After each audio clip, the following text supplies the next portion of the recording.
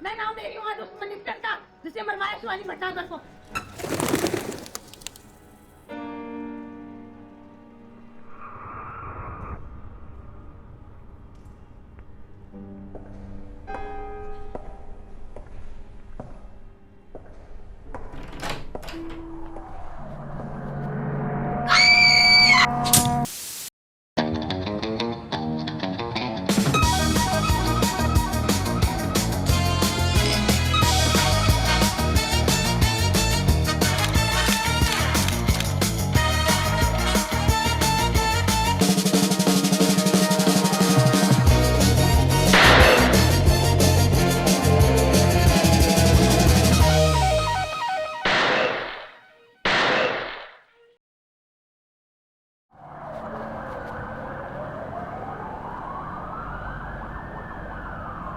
The number you're calling is currently switched off. Please try later.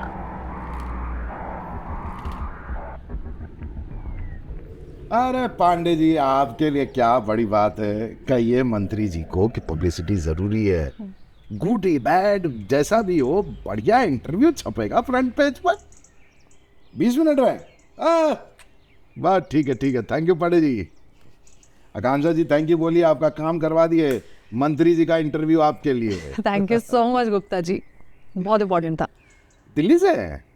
नहीं, देहरादून से। देवभूमि से राजधानी, वाह क्या बात है। अपने अनुभव से एक बात कहें आकांक्षा जी, दिल्ली एक ऐसा शहर है जहां हर किसी का कोई ना कोई बाप है और सब बाप एक से बढ़कर एक।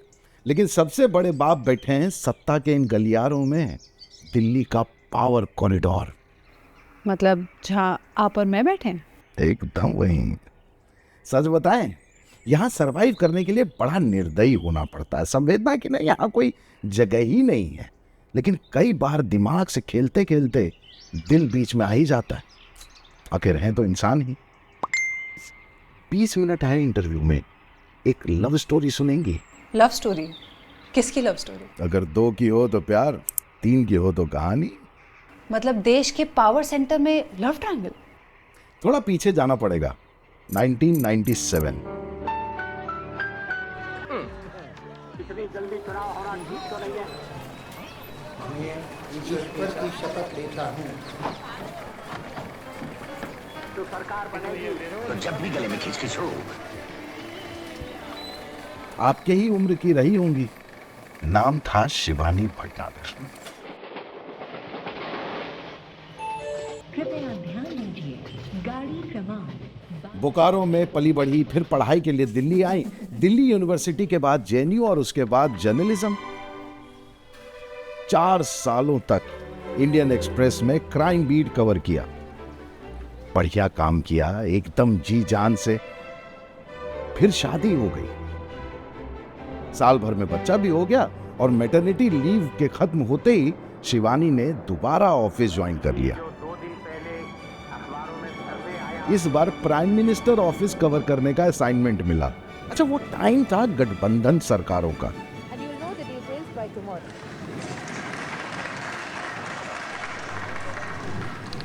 अभी ताजा ताजा देवगौड़ा की सरकार गिरी थी और समझौते के तौर पर सफारी सूट और फ्रेंच कट दाढ़ी वाले इंद्र कुमार गुजराल प्रधानमंत्री बन गए थे। सरकार जब बैसाखी पे टिकी हो ना, तब मिनिस्ट्री बाबू लोग ही चलाते हैं, मतलब ब्यूरोक्रेट। ऐसे ही एक बाबू थे आरके शर्मा, आईपीएस ऑफिसर। लंबा छरहरा बदन, हाजिर जवाब, बढ़िया अंग्रेजी और कभी कभी तो बीच बीच में फ्रेंच भी बोल देते थे। इसके अलावा एक खास क्वालिफिकेशन और थी शर्मा जी के पास। उनके ससुर गुजराल साहब के करीबी थे। जुगाड़ तगड़ा था तो शर्मा को बना दिया गया प्रधानमंत्री का ऑफिसर ऑन स्पेशल ड्यूटी, यानी ओएसडी। कुछ ही दिनों में पीएमओ के सबसे खास लोगों में शर्मा की गिनती होने लग गई। बिना उसके परमिशन के प्राइम मिनिस्टर ऑफिस से कोई खबर बाहर जाती ही नहीं थी। यही वो टाइम था जब आरके शर्मा की मुलाकात होती है शिवानी भटनागर से। शिवानी के लिए शर्मा एक सोर्स था, शर्मा के लिए शिवानी एक और रिपोर्टर, जिसे पीएमओ की एक्सक्लूसिव न्यूज चाहिए थी। शुरू शुरू में शिवानी को भी वही सारी खबरें मिलती जो बाकी जर्नलिस्ट को दी जाती, लेकिन थोड़े ही दिनों में ये इक्वेशन बदलने लगा। शर्मा का स्टाइलिश अंदाज शिवानी को अलग भी लगा और अट्रैक्टिव भी। शर्मा को भी शिवानी बाकी जर्नलिस्ट से अलग लगी। शायद उसकी बेबाकी या उसका अपने काम को लेकर जुनून, कुछ तो था जिसने शर्मा को शिवानी की तरफ खींचा। उनकी मुलाकातें अब धीरे धीरे कैजुअल होने लग गईं। मीटिंग्स की जगह भी बदल गई। कभी दरियागंज का चोर बाजार रेस्टोरेंट, कभी खान मार्केट का बेसिल एंड थाइम, कभी अशोका होटल।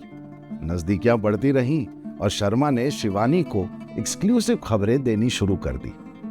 गठबंधन की पार्टियों की क्या प्लानिंग चल रही है, किस मंत्री की कुर्सी बदलने वाली है, किसकी जाने वाली है, किस मुख्यमंत्री पर नजर है, ये सारी खबरें सबसे पहले शिवानी ब्रेक करने लगी। ऑफिस में शिवानी की धाक पड़ने लगी, उसका नाम होने लगा। शिवानी और शर्मा दोनों शादीशुदा थे, दोनों के बच्चे भी थे, लेकिन इसके बाद भी दोनों के बीच का आकर्षण कब प्यार में बदल गया पता ही नहीं चला। शिवानी खुले ख्यालों की लड़की थी, वो किसी को सफाई देने में यकीन नहीं रखती थी। उसके शर्मा के साथ नजदीकियों का अंदाजा उसके पति राकेश भटनागर को भी था, लेकिन शिवानी ने कभी खुद को एक्सप्लेन करने की कोशिश नहीं की। शर्मा का मामला थोड़ा अलग था। आखिर उसको दिल्ली के इस पावर कॉरिडोर में संस्कार और इज्जत का डोज बैलेंस जो करके चलना था, इसलिए उसने शिवानी के साथ अपने रिश्तों को पर्दे के पीछे ही रखा, आम नजरों से दूर। देखते देखते साल गुजर गया, सब एकदम परफेक्ट चल रहा था, प्यार, नौकरी, सब।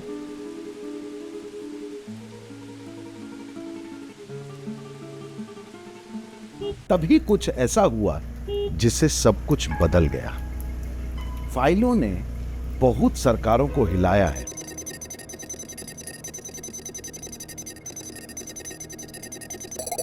शर्मा ने भी शिवानी को एक फाइल दी। फाइल क्या थी? समझ लीजिए एटम बम का रिमोट था। सेंट किट्स का नाम तो सुना ही होगा। बहुत खूबसूरत आइलैंड है कैरिबियन सी में। खूबसूरत आइलैंड्स पर काले धंधे बहुत होते हैं, जिनमें से एक है ऑफशोर शेल कंपनी के जरिए अरबों खरबों की लेन देन, $25 मिलियन। सेंट किट्स फाइल में बहुत बड़े बड़े नाम थे और पिछली हर सरकार ने ऑपोजिशन की नस दबाने के लिए इस फाइल को एक पोस्ट डेटेड चेक की तरह इस्तेमाल किया। लेकिन इस बार मामला थोड़ा अलग था। ऐसा लग रहा था कि सरकार ने इस मुद्दे को कैश करवाने का मन बना लिया है और इस काम के लिए शर्मा के पास शिवानी से बेहतर हथियार और कौन था। शिवानी के हाथ तो कुबेर का खजाना लग गया था। सेंट किट्स उसके लिए एक नया बोफोर्स बन सकता था। अपने बाकी सारे काम छोड़कर शिवानी बस इस केस पर लग गई दिलो जान से।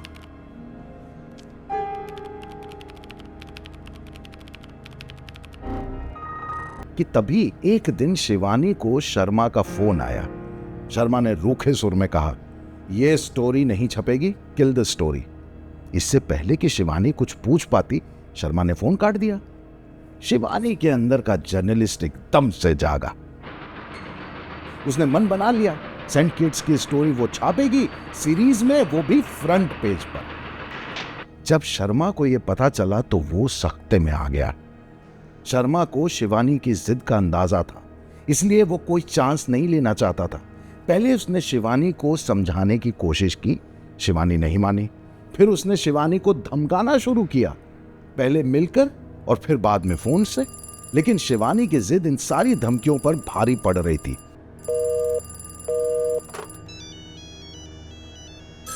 वो कुछ भी सुनने को तैयार नहीं थी।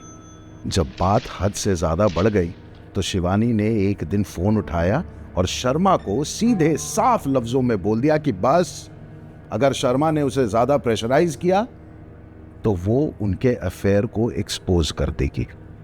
शर्मा के लिए यह धमकी बड़ी थी। उसके कदम एकदम से रुक गए। उसकी चिट्ठियां, फोटोज, बहुत कुछ था जो शिवानी के पास था।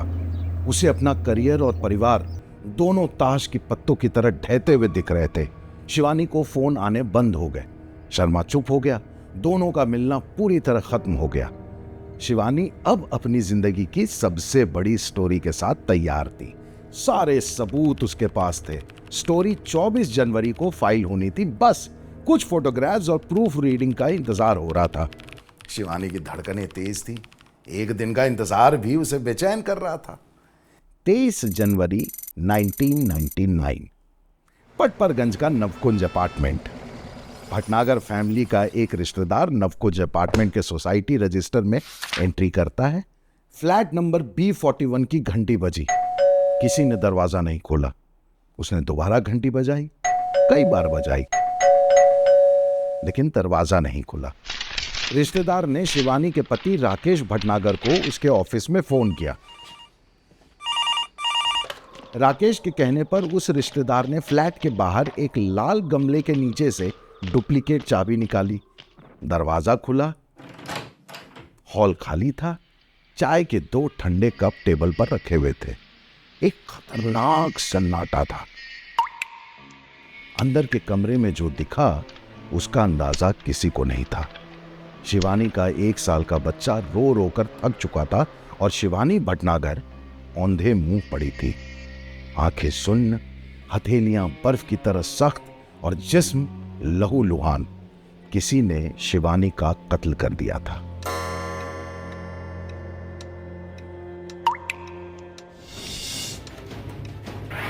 कौन है शिवानी हत्याकांड? फैसलों से उलझे इंसान। दिल्ली की एक बड़ी जर्नलिस्ट की दिन दहाड़े हत्या कर दी गई थी। दिल्ली पुलिस फुर्ती से अपने काम पर लग गई। फ्लैट को देखते ही डकैती का एंगल खारिज हो गया। घर में सब कुछ जस का तस था। फिर जैसा कि ऐसे मामलों में होता है, पुलिस ने शिवानी के पति राकेश भटनागर को अरेस्ट किया। 90 घंटे पूछताछ चली, लेकिन कुछ मिला ही नहीं जिससे मर्डर के बारे में कुछ भी पता चले। पुलिस केस में बुरी तरह फंस जाती अगर उसका ध्यान ड्राइंग रूम में टेबल पर रखे हुए 2 चाय के कप और मिठाई के पैकेट पर नहीं गया होता। एक कप पर शिवानी के फिंगरप्रिंट्स मिले, दूसरे का पता नहीं चला और यहां से पुलिस की असली इन्वेस्टिगेशन शुरू हुई। विटनेस, एविडेंस, कॉल रिकॉर्ड सब कुछ जुटाने में 4 महीने लग गए, लेकिन गुत्थी सुलझ गई। देख क्या रहे हैं? बताइए आगे क्या हुआ? मर्डर किसने किया? सस्पेंस का यही फायदा है ना, कहानी में इंटरेस्ट बना रहता है ना। क्या नाम था उसका? सत्य प्रकाश। प्रॉपर्टी डीलर था। 19 जनवरी को उसने अपने दोस्त प्रदीप शर्मा से कांटेक्ट किया। प्रदीप एक सरकारी जमीन की डील में फंसा हुआ था और 3 महीने जेल काट कर आया था। सूर्यकांत ने उससे कहा कि अगर वो एक काम कर दे तो उसकी डील क्लियर हो जाएगी, और वो काम था शिवानी भटनागर का मर्डर। प्रदीप शर्मा काम करने को तैयार हो गया। मर्डर की प्लानिंग की जिम्मेदारी एक तीसरे आदमी की थी। नाम था श्री भगवान। 23 जनवरी को दोपहर 12:30 बजे प्रदीप शर्मा छतरपुर में श्री भगवान के ऑफिस पहुंचा। वहां से दोनों गाड़ी में निकले। श्री भगवान ने गाड़ी पटपरगंज में नवकुंज अपार्टमेंट के बाहर रोकी और अपने मोबाइल से शिवानी को फोन लगाया। कहा कि चंडीगढ़ के मिस्टर अधिकारी के यहां से शादी का इनविटेशन कार्ड लेकर आए हैं। शिवानी अधिकारी को जानती थी। उसने उसे ऊपर आने को कहा। प्रदीप मिठाई का एक डब्बा लेकर सोसाइटी में दाखिल हुआ। प्रदीप ने सोसाइटी रजिस्टर में राजीव भटनागर ट्रिब्यून कॉलोनी चंडीगढ़ के नाम से एंट्री की। घंटी बजी। शिवानी ने दरवाजा खोला, प्रदीप को ड्राइंग रूम में बिठाया, चाय के लिए पूछा और किचन में चली गई। प्रदीप के पास कोई हथियार नहीं था। प्लान घर के सामान से ही शिवानी को खत्म करने का था। शिवानी चाय लेकर आई, सोफे पर बैठी। बातचीत शुरू हुई थी कि प्रदीप ने पास में पड़े नायलॉन की तार शिवानी के गले में लपेट दी और उसे घसीटते हुए अंदर के कमरे में ले गया। जाते हुए उसने किचन से एक धारदार छुरी उठाई और शिवानी के गर्दन में घोंप दी। उसके बाद एक सॉसपैन उठाकर जोर से उसके सर पर मारा। शिवानी शायद उससे पहले ही दम तोड़ चुकी थी। उसका 1 साल का बच्चा बस रो रहा था। मर्डर के बाद प्रदीप चुपचाप बिल्डिंग के बाहर आया और उसी मारुति एस्टीम में बैठ गया जिसमें श्री भगवान उसका इंतजार कर रहा था। गाड़ी वहां से निकल गई, लेकिन गार्ड को एस्टीम का नंबर याद रह गया, HR26K 9800। गाड़ी श्री भगवान के नाम पर ही रजिस्टर्ड थी। शिवानी के फोन रिकॉर्ड से नंबर भी मिला, 9811000882, वही नंबर जिससे 23 जनवरी दोपहर 2:25 पर शिवानी को कॉल किया गया था। नंबर भी श्री भगवान का ही था। पहले पुलिस ने श्री भगवान को दबोचा, फिर 2 दिन बाद प्रदीप शर्मा भी उनके हाथ लग गया। शिवानी के घर पर जो दूसरा कप मिला था उस पर प्रदीप शर्मा के ही फिंगरप्रिंट्स थे, इसलिए अब शक की गुंजाइश बिल्कुल नहीं थी। 3 दिन बाद सूर्यकांत भी पकड़ा गया। मामला कोर्ट पहुंचा, जहां तीनों को उम्र कैद की सजा सुनाई गई। आपको लग रहा होगा कि इन सब में आरके शर्मा कहां था। 1 महीना लगा। शिवानी के डिटेल्ड कॉल रिकॉर्ड से पुलिस को पता चला कि उसे सबसे ज्यादा कॉल शर्मा के नंबर से ही आए थे, लेकिन शर्मा से कभी पूछताछ भी नहीं हुई। वही पावर, रसूख, इन्फ्लुएंस। 2 साल से ज्यादा बीत गए, लेकिन दिल्ली पुलिस लगी रही। शर्मा अब उनके रडार पर था। शिवानी के मर्डर वाले दिन शर्मा पूना में था, अपने दोस्त कुकरेजा के घर पर। यही उसका सबसे बड़ा डिफेंस था।